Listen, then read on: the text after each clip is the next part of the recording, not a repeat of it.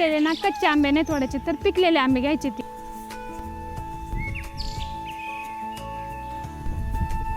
हे बघा एवढे आंबे तोडले ते.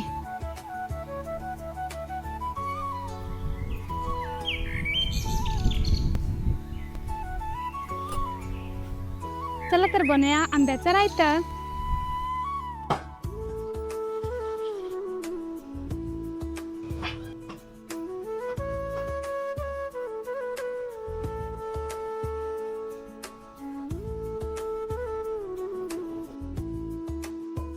तेल, मोहरी, लसूण, कढीपत्ता, हिंग, हळद, मिरची पावडर,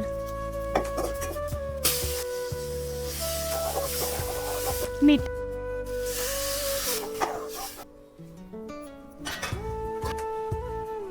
गूळ,